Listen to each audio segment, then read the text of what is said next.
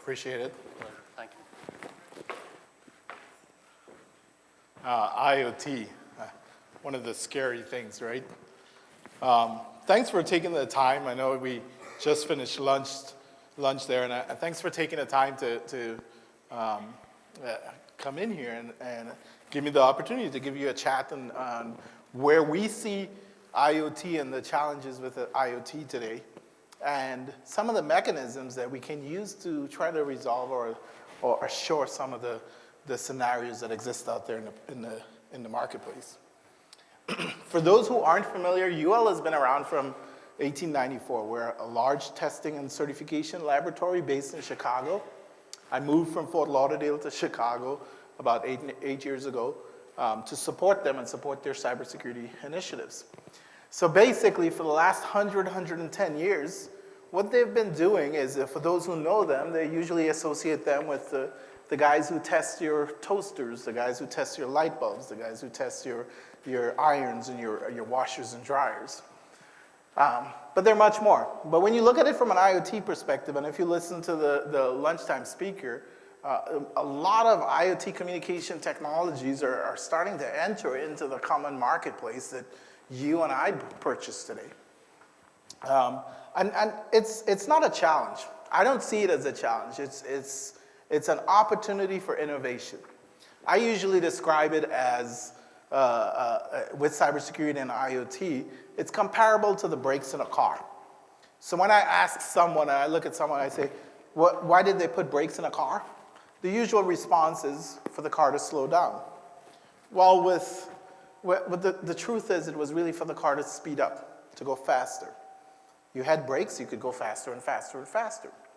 So with IoT, if you have cybersecurity, you can go faster and faster and faster. You can innovate and do more greater things. So it gives you that opportunity now to have those connected toothbrushes or connected kettles, or to have an oven that you can be at your regular supermarket buying a frozen pizza and turn that oven on remotely so that when you get home, you can pop the pizza into that oven. Why would you want to do that? I wouldn't, but there's a lot of people that would. Who am I to begrudge them the ability to use new technologies in whatever new innovative way they can? Who am I to begrudge the consumer who wants to purchase a refrigerator, and while they're at the supermarket, look in their camera and see if they have any eggs left, or see if they have any milk left? They want to purchase a refrigerator and do that, then that's great.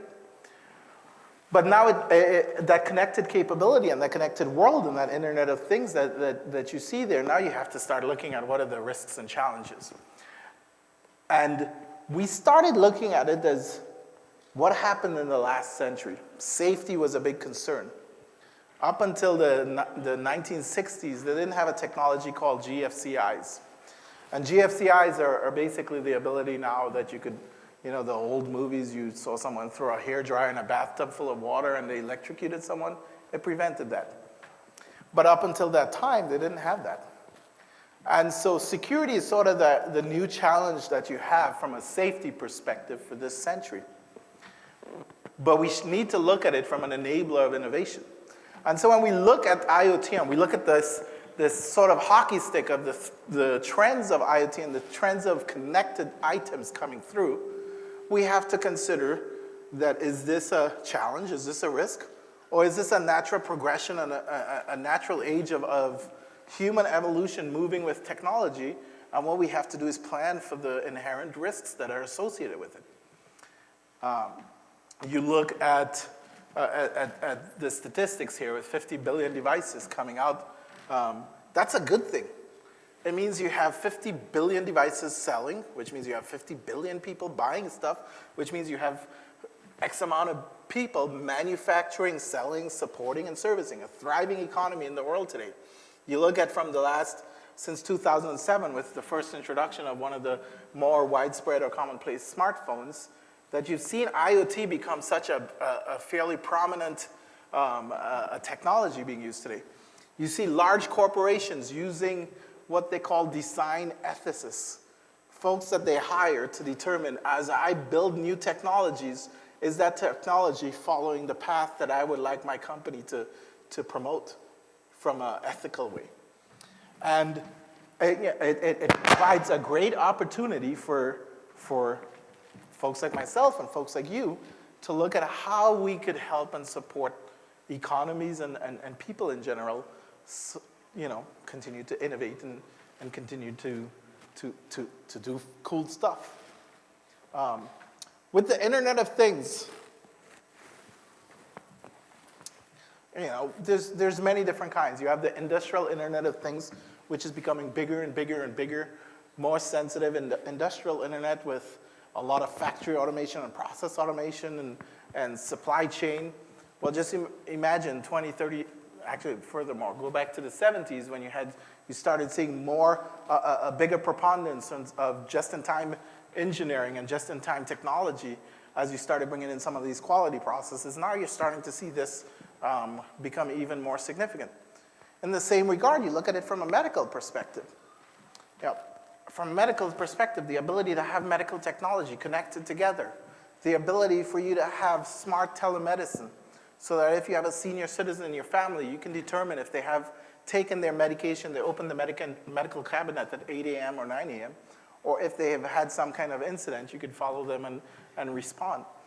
So these are really some significant innovative capabilities, but obviously with innovation, there comes some risks. What are those risks? 70% of them are vulnerable. That was an excellent talk at lunch to see the types of things that are coming out in the marketplace today. And organizations know that they're going to have this risk associated with them. Risk associated with the technologies that they bring in, the supply chain that they bring in, that my illustrious colleague Joe will be talking about in the next presentation, or concern with them selling products that can be affecting the marketplace. The Mirai botnet that happened last year actually ended up affecting people's Netflix, their Amazon on the northeastern seaboard, coming out of the significant technology with just security cameras.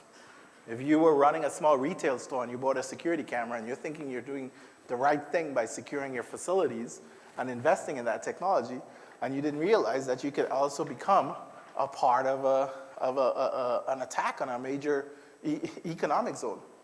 And if you're a vendor of one of these cameras and you're seeing that there's a lot of technology going out there and you're like, hey, I want to get 10 of my sharpest guys together to build cameras, you're not recognizing that they have the potential to have this economic impact.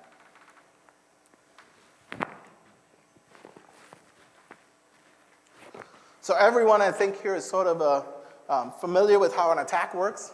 You have to have a threat first. Somebody wants to do something. It can start at a nation state or it can end all the way up to a simple hobbyist. You have to have some kind of weakness that they can manipulate. Whether that weakness is a weakness in the product, whether the weakness is some kind of configuration or implementation weakness. And then you have to have that opportunity. That's the big part. The opportunity, is it a financial opportunity to maximize that vulnerability? Is it an opportunity to do something political? Is it an opportunity to do something that may cause an unsafe condition, a terrorist activity? And the big challenge today, we help and support a lot of our clients out there looking at how they can expend their resources so that they can continue to innovate. And one of the things we tell them to try to focus on is that center circle you see there, which says the risk. A lot of people want to focus on the number one top circle, the threat. They're going to stop a nation state from doing stuff to them. Well, a nation state will only do something to you if there's a vulnerability and an opportunity. They have the resources to find a vulnerability, but what's the opportunity? If you're a 10-man company creating some new security cameras, would a nation state want to do that? You have to consider that, right? A lot of other folks really want to focus on the vulnerability part. So they spend a lot of effort and initiatives and slow down the process for innovation on trying to plug all the holes. And when you plug all the holes, you'll find another one that you didn't find. Because the more you keep looking, the more you keep finding. So the real focus in really trying to address and identify what are the threats with IoT is really trying, either you are a user or a producer, is to really look at which part of those intersections are the risk that's associated with the effort that I'm inputting, and then trying to resolve those. I think everyone's seen some of these common attack mechanisms, and they're categorized in different ways. But these are the ways that what I would call a bad actor uses or mechanisms to exploit certain vulnerabilities. You can go and try to prevent all of those. But why try to prevent all of those if you haven't identified who the threats are and what's the opportunity? Because if you identify the threats and the opportunity, maybe you need to only focus on malware. Maybe you only need to focus on the common elements that you can, that your resources can address. Maybe you need to only focus on denial of service and ignore APTs. So really the challenge is trying to identify that threat. So where do you see the Internet of Things today? It's in everything. We basically touch the majority of any type of electronic product out there. Anything that has an electronical or mechanical capability with it. There's a great potential. You're starting to see a lot of new smart cities that are starting to pilot great technologies. You're starting to see, like Denver and Las Vegas, I've been to some smart city symposiums with them, where they're starting to plan how their taxpayers can get value and benefit for the city connecting. How they can do certain transactions with their smartphones. How they can interlink security systems, both with private and public sector, so they can respond to an incident. Automotive is significant too. I think there's going to be a significant talk about automotive later, but who doesn't want their car to park themselves? Who doesn't want their car to tell them where to go? Who doesn't want their car right now? We're looking at technologies where cars don't have to pull up and stop and get out and put the pump. They're actually potential wirelessly charging electrical cars. So if you can just pull up to a gas station, but it's no longer called a gas station, it's called a charge station, but you don't have to get out of the car. You just pull up, and underneath the car, there's a charger charging. And while it's doing that, it's deducting the cost associated with it. That's all IoT. You get into that car and you start driving around the neighborhood, and the cars are doing vehicle-to-vehicle communications, and they're actually helping you with traffic. They're actually helping you from prevention accidents. So lots of potential there. And critical infrastructure is another big one.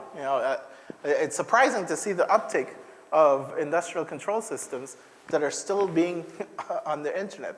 And it's surprising to see that there's a larger share in more of the Western world than in some of the less developed countries. Is it associated with the ability for economics and the ability for more and more people to be purchasing stuff and putting it out there? Some good opportunity for research.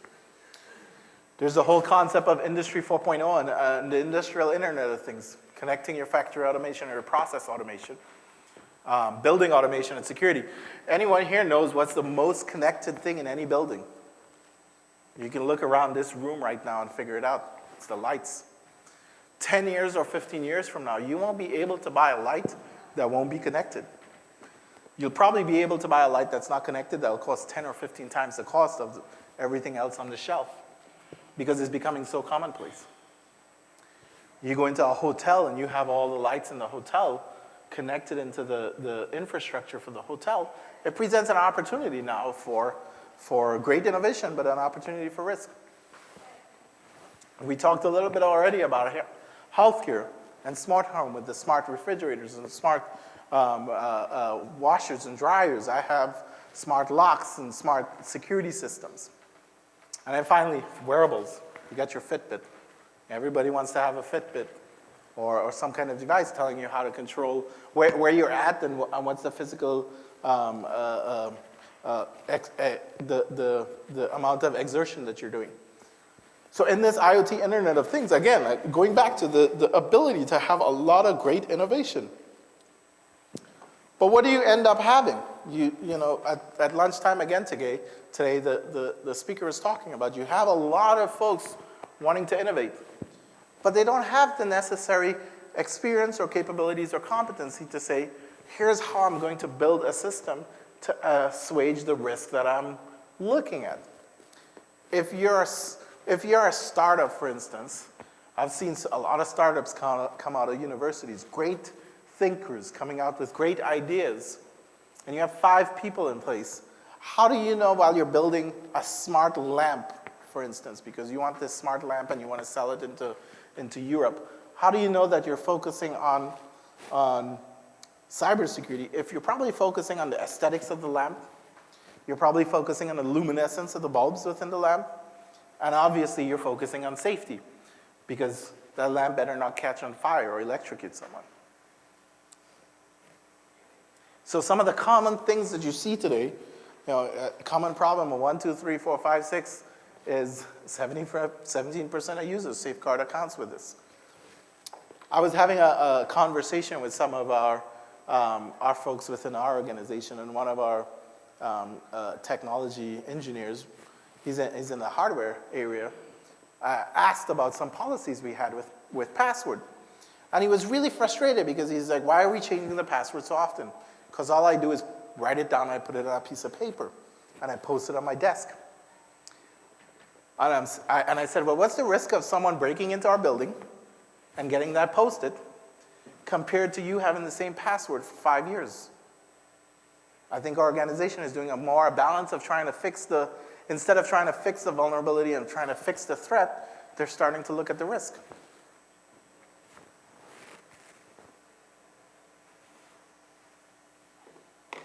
Some of the most common passwords. I mean, let's face it, credential management has to do some innovation around it. You know, I think I personally have like 40 or 50 myself. And it's really hard to keep track of how you're going to authenticate yourself onto every application that you have in social media, in entertainment platforms, and just in the supermarket that I go to, I have an account. I don't know why I have an account, and I don't know why the supermarket has to email me, but I don't like to take a bill that is printed out that's 8 or 9 feet long. I prefer them to email me the bill. I don't know why, because I delete the email 2 seconds after reading it, but for some reason, built in within me as a human being, I want to have that comfort and confidence.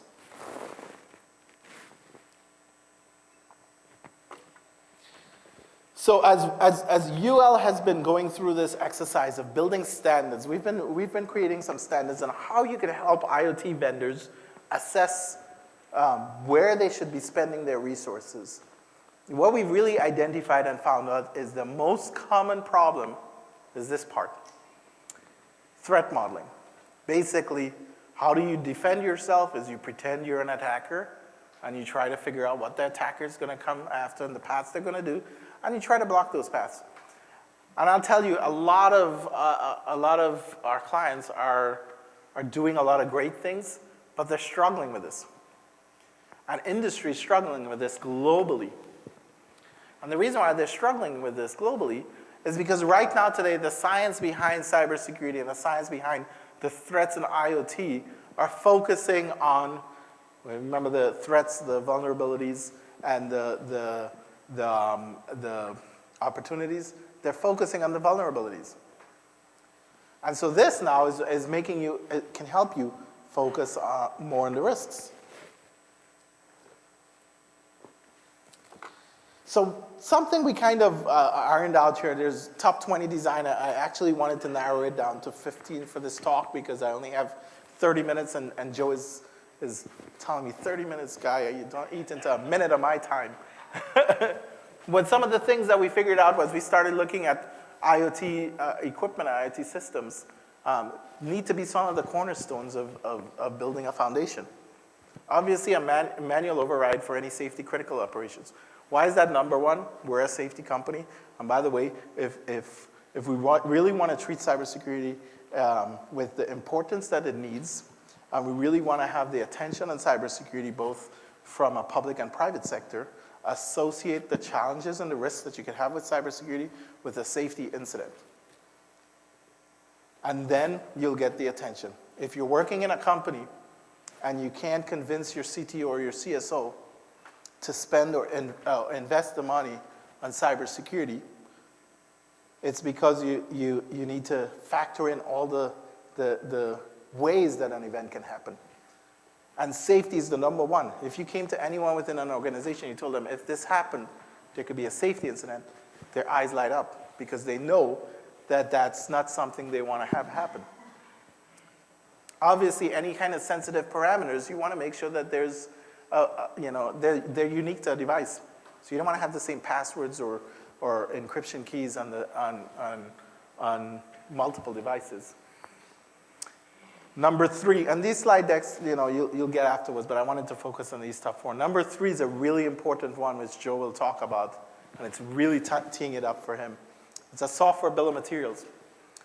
What that means is for anyone who's making a system, whether it's an IT person, whether it's a manufacturer, it's a vendor, you can go to them and you can ask them to provide you a list of every hardware piece that they have in that device, because they will have that list.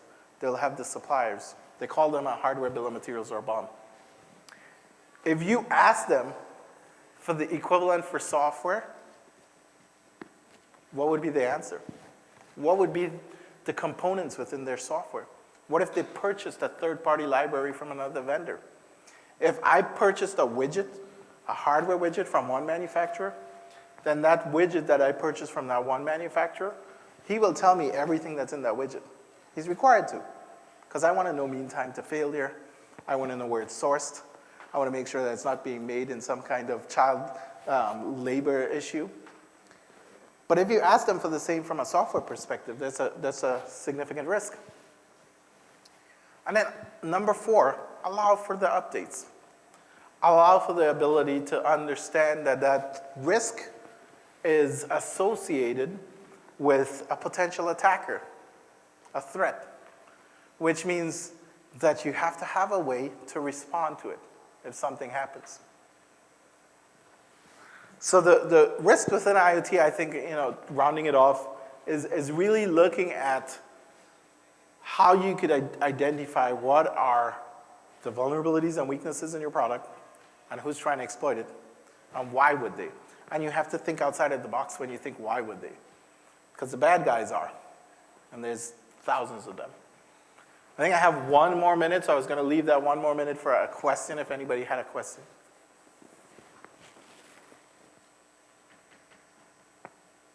No, well, I say thank you very much. And